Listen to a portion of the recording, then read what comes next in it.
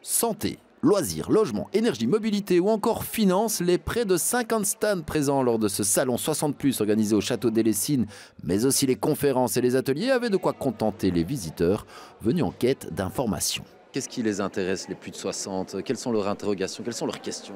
Alors elles sont justement variées, on va vraiment 60 ans et plus, on a vraiment un panel très large finalement parce que les questions que se pose une personne de 60 ans seront différentes de celles de 80.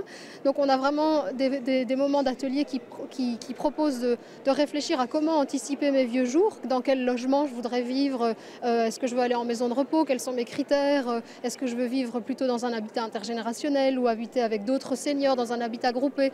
On va avoir beaucoup de seniors qui s'intéressent aussi aux loisirs, de se dire qu'est-ce que je peux faire, voilà, dans quoi est-ce que je pourrais m'investir en termes de volontariat. Donc c'est pour ça que la Croix-Rouge est là, Oxfam est là, on a un club de Zumba, de Tai Chi qui est là.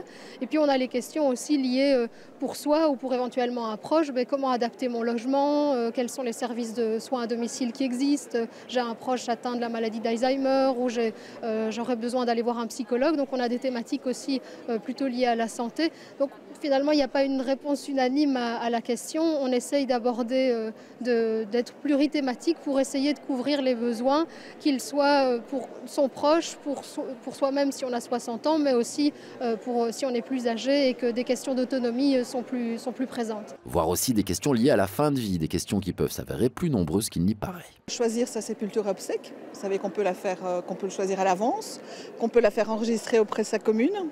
Même chose pour la déclaration anticipée relative à l'euthanasie, qu'on peut faire enregistrer à la commune aussi.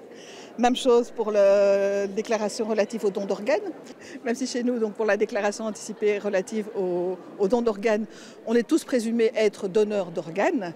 Il faut juste valider son choix ou bien refuser, donc auprès de la commune, donc si on ne veut pas donner ses organes. Mais quand le moment arrivera, bien sûr, les médecins vont quand même consulter la famille et vont peut-être aller aussi vérifier dans la base de données si vous avez choisi ou si vous avez refusé. Donc c'est important surtout pour toutes les déclarations anticipées de fin de vie, c'est très important pour les proches parce qu'au moment où ça va arriver, ou au moment où on va venir leur poser des questions, mais qu'est-ce que votre maman souhaite, qu'est-ce que votre papa souhaite? Est-ce qu'il souhaite être maintenu en vie ou il souhaite des soins de confort? Eh bien là, on est perdu.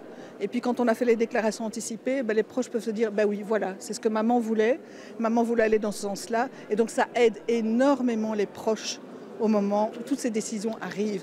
Et d'ici là, évidemment, ne pas oublier de se faire du bien, comme par exemple en pratiquant la Zumba, toujours à la mode, auprès des seniors. On voit bien que pour leur corps, c'est excellent, pour leur morale, c'est vraiment bien adapté. Et voilà, moi ici, j'ai le monsieur ici qui avait 79 ans.